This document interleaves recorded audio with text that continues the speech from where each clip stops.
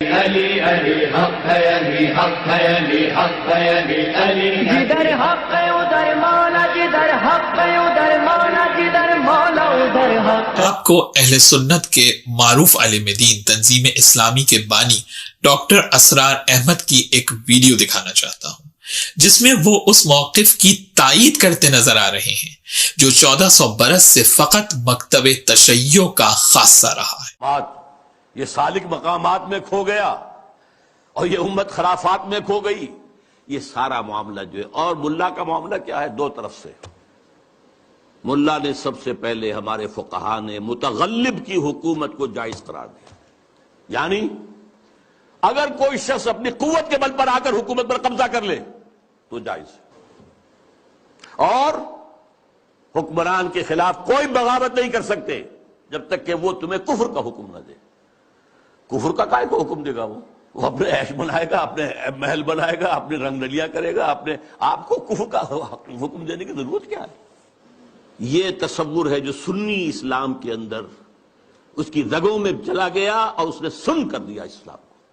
استثناء اگر ہے تو شیعہ اسلام ہے، وہ تسلیم نہیں کرتے، چاہے کھڑے نہ ہو، مقابلہ نہ کریں، تسلیم نہیں کرتے، ذہناً ریکنسائل نہیں کرتے، نفرت کرتے۔ یہی ان کی پوری تاریخ کے اندر ہے۔ لیکن ہمارے ہاں کیا ہے؟ شیخ الاسلام بن کر بیٹھے ہوئے، جیسے کہا نا ابن مولانا ابوالکلام آزاد نے کہ یہ اسلام کی حقیقت ہے۔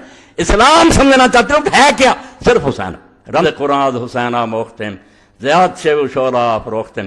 اقبال کہتا ہے قرآن کی تفسیر تو ہمیں سمجھ ہی حسین سے آئی، جب حسین کو سمجھا تو پتا چلا کہ مسلمان طاغوتوں کے سامنے سر جھکانے کے لیے پیدا نہیں ہوا کہ ظالم تختوں پر بیٹھ جائیں، ہم صرف سر جھکاتے رہیں۔ میں پڑھوں گا کہ جب سے یہ نظریہ ایجاد کیا اہل سنت نے اور اہل حدیث نے کہ متسلط اور متغلب جو تخت پر بیٹھ جائے، بس نظریہ ضرورت کے تحت اس کو تسلیم کرو۔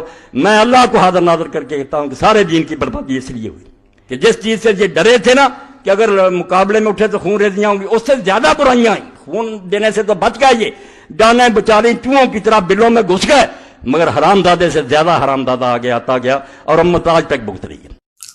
یہ وسیع القلبی فقط مکتب اہل بیت میں ہے کہ ہم یہ نہیں دیکھتے کہ کون کہہ رہا ہے، بلکہ ہم یہ دیکھتے ہیں کہ کیا کہہ رہا ہے۔ اگر انسان ایک لمحے کے لیے بھی تعصب کی اینک اتار کر غور و فکر کرے تو حق اس کے سامنے خود بخود آشکار ہو جاتا ہے۔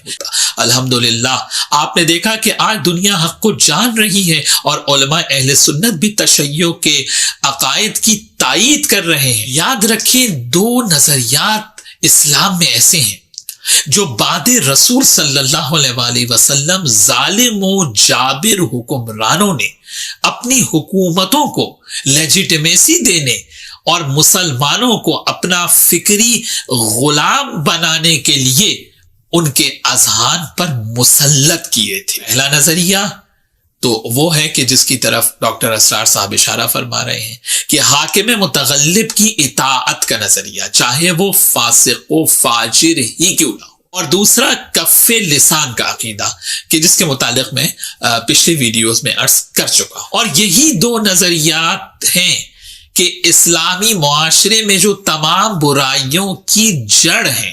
خود جا کے مطالعہ کریں، اپنے علماء سے پوچھیں کہ حقیقت کیا ہے۔ دیکھیے، سادہ الفاظ میں متغلب کی اطاعت واجب ہونے سے مراد یہ ہے کہ اگر کوئی زور زبردستی سے، قہر و غلبے سے، قتل و غارت گری سے، دہشت گردی کر کے حکومت کو حاصل کر، چاہے وہ بدکار اور فاسق و فاجر ہی کیوں نہ ہو، وہ امیر المومنین کہلائے گا اور اس کی اطاعت عوام پر واجب ہو جائے گی، تاکہ حقیقت سے ناآشنا عوام حاکم کے اعمال پر نگاہ کیے بغیر اسے فوراً امام مان لیں۔ بعد رسول صلی اللہ علیہ وسلم اس نظریے کو ایجاد کیا گیا اور بنو امیہ کے دور میں اس کو قانونی اور شرعی شکل دے دی گئی، اور آج یہ ہمارے برادران اہل سنت کے مذہب کا حصہ بنا ہوا ہے۔ اور بقول ڈاکٹر اسرار احمد کے سنیوں کے اس نظریے نے اسلام کو سن کر ابھی یعلا الفرا کے جن کا سن وفات 458 ہجری ہے، انہوں نے اپنی کتاب الاحکام السلطانیہ میں امام احمد ابن حنبل کا ایک قول نقل کیا ہے کہ جو غلبہ حاصل کر کے حکومت پر قابض ہو جائے، مسلمانوں پر اس کی اطاعت واجب ہو جاتی ہے، چاہے وہ فاسق و فاجری کیوں نہ ہو۔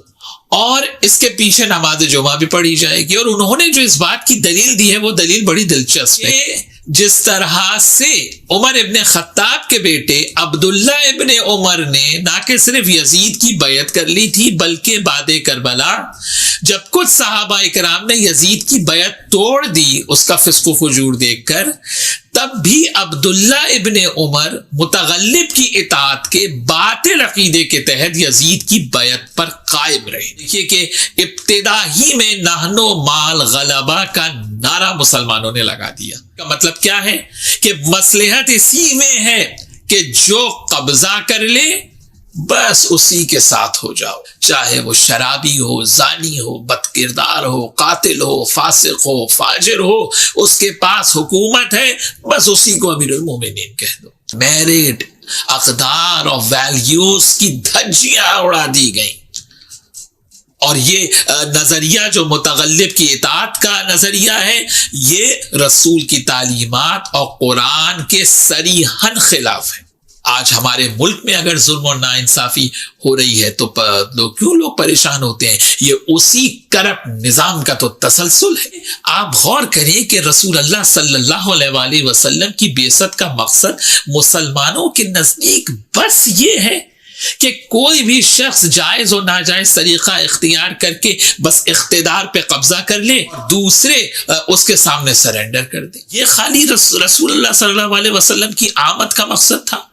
تو یہ تو زمانہ جاہلیت میں بھی ہوتا تھا. دوسری بات یہ کہ مسلمانوں نے ظالم حکمرانوں کی سپورٹ کو مصلحت کا نام دے دیا. آپ کوئی بھی فقہ اٹھا کے دیکھ لیں اس میں موجود ہوگا کہ جو لوگوں کو گمراہ کرے جب تک وہ گمراہی رہے گی گناہ اس گمراہی کو شروع کرنے والے کا شمار ہوگا. میں جملہ کہہ دوں کہ قیامت تک لعنت ہوگی ان پر جنہوں نے لوگوں کو علی علیہ السلام کے راستے سے بھٹکا دیا تھا. دیکھیے کہ مکتب تشیع وہ واحد مسلک ہے جو ظالم و جابر کی اطاعت کو جائز نہیں سمجھتا. اسی بات کی طرف ڈاکٹر اسرار اشارہ کر، یعنی 1400 برس سے تو آپ نے ساری توانائیاں بس اس بات پر صرف کر دی کہ جو اللہ کا منتخب کردہ ہے، جو اللہ کا نمائندہ ہے، اس کو آپ نہیں مانیں گے. آپ دیکھ لیجئے ملت آج اس کا نتیجہ بھگت رہی ہے، جبکہ اللہ قرآن میں یہ کہہ رہا ہے کہ جانشین میں بناتا ہوں، خلیفہ میں بناتا ہوں.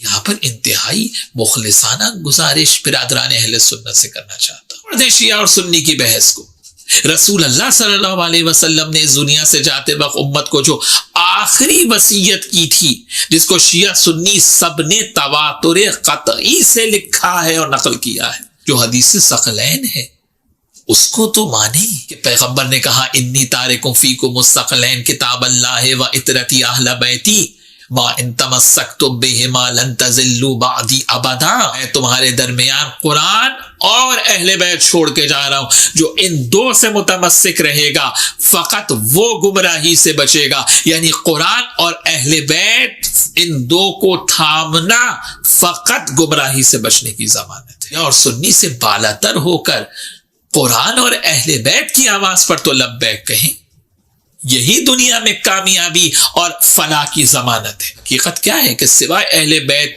کے سب سے مسلمان دین لینے کو تیار ہے. مسلمانوں کی تباہی کا اصل سبب ہے. ملک کے وزیر اعظم سے کہتا ہوں کہ اگر واقعی ریاست مدینہ چاہیے تو کھولے نہج البلاغہ اور علی علیہ الصلوۃ والسلام کے خطبات، مکتوبات، اقوال کو پڑھیں. ایک فلاحی ریاست کا پورا ایک مکمل اور کامل نظام حضرت علی علیہ السلام نے اپنے خطبات، مکتوبات اور اقوال میں بیان کیا. کاش بعد رسول مسلمانوں نے اہل بیت کا دامن تھام لیا ہوتا.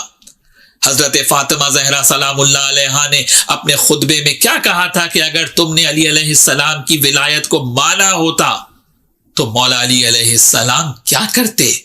ہر بھوکے کا پیٹ بھرتے اور ہر حقدار کو اس کا حق دیتے. اتنی گزارش ہے کہ اس فکری غلامی سے باہر نکل کر سوچیں. معذرت کے ساتھ کہ جو آپ کے ملاؤں نے آپ کو سکھایا ہے وہ جھوٹ کا پلندہ ہے. بس آپ کو ایک نصاب بنا کے دے دیا گیا اور کہا گیا کہ بس اتنا سوچو، اگر اس سے آگے سوچو گے تو گمراہ ہو جاؤ گے. اپنے ذہن سے خود سوچ کر اپنی راہ کو معین کریں. علی علی حق ہے علی حق ہے علی حق ہے علی علی جدھر حق ہے ادھر مولا جدھر حق ہے